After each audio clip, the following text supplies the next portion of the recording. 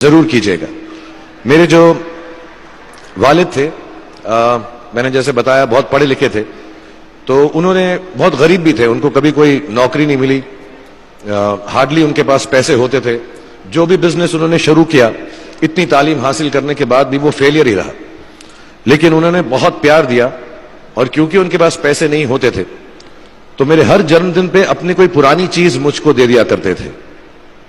तो पहली पुरानी चीज जो, और बहुत बड़ा चढ़ा के उर्दू में अच्छे अच्छे अल्फाज यूज करके मुझे इंप्रेस करते थे कि बहुत अच्छा प्रेजेंट दिया है मुझको। तो वो मुझे पहली चीज उन्होंने मुझे, ये मैं हर जगह पर बोलता हूं, स्कूल के बच्चों के फंक्शन पे, येल यूनिवर्सिटी में, एडिनबरा में, क्योंकि आप लोग सब अपनी लाइफ के उस थ्रेशोल्ड पे हैं जहां से आपको कामयाबी हासिल करनी है इंशाल्लाह। सो पहली चीज जो उन्होंने मुझे दी थी, उन्होंने मुझे अपना शतरंज का सेट दिया था, टूटा फूटा सा। वो शतरंज हर रोज खेलते थे। हनुमान मंदिर के जो हेड प्रीस्ट थे, पंडित थे, उनके साथ रात को जाके मेरे वालिद जो हैं शतरंज खेलते थे। और उन्होंने मुझे कहा कि शतरंज से आप जिंदगी के बारे में बहुत कुछ चीजें सीख सकते हैं। पहली ये कि कोऑपरेशन और साथ मिलजुल कर काम कैसे करना है।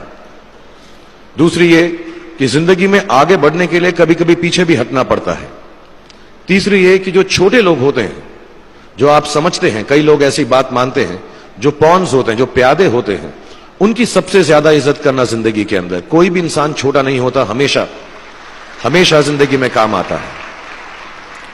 और कामयाबी हासिल करने के लिए आखिरी बात शतरंज ये सिखाती है हमको कि कभी कभी जिस चीज से सबसे ज्यादा लगाव होता है, जैसे रानी से अमूमन हो जाता है, कभी कभी उसे भी सैक्रिफाइस करना पड़ता है आगे बढ़ने के लिए।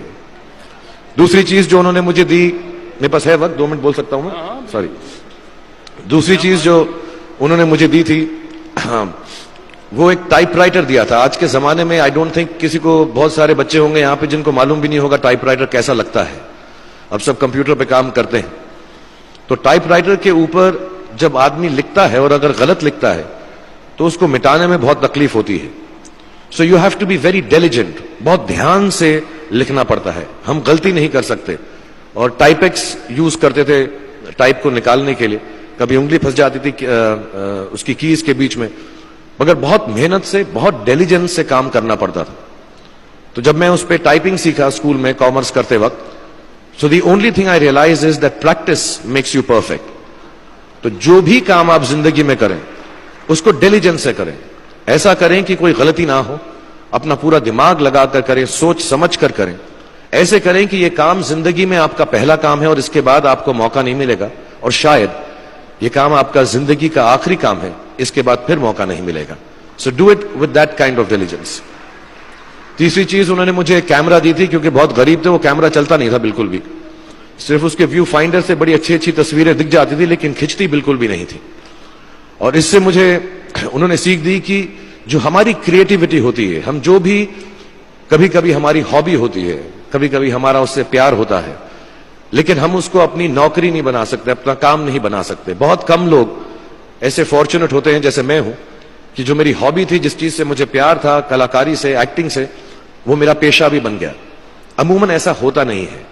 लेकिन जो हमारी कला है, चाहे वो पोएट्री है, चाहे वो लिखना है, चाहे वो पेंटिंग है, चाहे जो भी चीज, गाना है, अकेले में गाना है, हमारी क्रिएटिविटी जरूरी नहीं है कि दुनिया एक्सेप्ट करे। जैसे उस कैमरा की तस्वीरें दिखती नहीं है, लेकिन उसमें देखने से खूबसूरत लगता है हर कुछ, वैसे ही आपकी जो क्रिएटिविटी है वो अपने लिए रखें। क्योंकि जिंदगी में कभी ना कभी, कहीं ना कभी ऐसा मुकाम आएगा जब आप बहुत अकेला फील करेंगे। हो सकता है दुख का समय भी आए, उस वक्त आपकी जो क्रिएटिविटी है वो आपकी सबसे अच्छी दोस्त होगी, दुनिया उसको माने या ना माने। मैं बहुत खराब पोएट्री करता हूं, लेकिन जब भी दुखी होता हूं तो लिख लेता हूं। सराफ साहब से मैं अब सीखना भी चाहता हूं। मैं रेखता पे जाऊंगा, मुझे लगता है ये कमाल की साइट है, थोड़ी मैं शायरी वगैरह सीखूंगा। मेरी शायरी बहुत खराब है कि हमने तुम्हारी याद में रो रो के टब भर दिए, वो आए और नहा कर चल दिए। इस लेवल की पोएट्री है। लेकिन जब दुख होता है, ये भी बैठकर जब लिखता हूं तो बहुत दिल को शांति मिलती है। आखिरी चीज मेरे वालिद ने मुझे दी थी, वो दोनों मिक्स है, मैं जल्दी खत्म करता हूं क्योंकि आप लोगों के पास वक्त नहीं है, आप लोगों को अपनी डिग्रीज लेनी है, सोच रहे होंगे इतना वक्त जाया कर रहा है हमारा ये। तो मैं जल्दी से बताता हूं। एक, उन्होंने मुझे कहा एक सेंस ऑफ ह्यूमर हमेशा रखना जिंदगी में। हंसते हमेशा रहना, एक चाइल्ड लाइक इनोसेंस जरूर रखना। जैसे एक छोटे बच्चे की जो एक इनोसेंस होती है, जो उसका दुनिया की तरफ जो नजरिया होता है बड़ा इनोसेंट सा होता है, उसमें कोई खामी नहीं होती, गलती नहीं होती, अभी दुनियावी बातें नहीं आई होती, तो वैसी रखना। कई बार बचपन में मैंने जब बदतमीजी की या कोई गलत काम किया तो उन्होंने सेंस ऑफ ह्यूमर से मुझे बचाया। और जिंदगी भर अगर आप अपने ऊपर, अपने हाल पे, दुनिया पे, क्योंकि लोग आपसे हर कोई बात कहेंगे, अच्छी बात भी कहेंगे, बुरी बात भी कहेंगे, क्योंकि लोगों का काम है कहना। अगर आप उसको एक सेंस ऑफ ह्यूमर से देख सकेंगे तो जिंदगी जो है बहुत बेहतर रहेगी। And last not the least, what my father gave me, what my mother gave me and what your parents have given you, आपके जो पेरेंट्स हैं जो आपको दिया है, वो सबसे बड़ी गिफ्ट है, गिफ्ट ऑफ लाइफ। जिंदगी की जो जिंदगी एक खुद ही सबसे बड़ा तोहफा है हमारी जिंदगी, और उसको वैसे ही ट्रीट कीजिए। जिंदगी के अंदर जो भी मुकाम आए, जैसी भी चीजें हो, अच्छा हो बुरा हो, कभी अंधेरा हो कभी उजाला हो, हर चीज को रिस्पेक्ट कीजिए और जिंदगी में ग्रेस रखिए हर इंसान की तरफ। हर इंसान जो भी आपसे जो भी बात करेगा वो अपनी मुसीबत के हिसाब से करेगा, अपनी हैसियत के हिसाब से करेगा, कभी गलत बात भी बोलेगा, ऊंची बात भी बोलेगा। जब आप काम करेंगे, जब आप बड़ी बड़ी कंपनीज के अंदर नौकरी हासिल करेंगे, आपका हमेशा झगड़ा रहेगा, जो मेरा जूनियर है वो ऐसी बात करता है, मेरा सीनियर जो है ऐसी बात करता है। लेकिन सब जो हैं जिंदगी से जूझ रहे हैं, इस जिंदगी में कुछ बनने की कोशिश कर रहे हैं।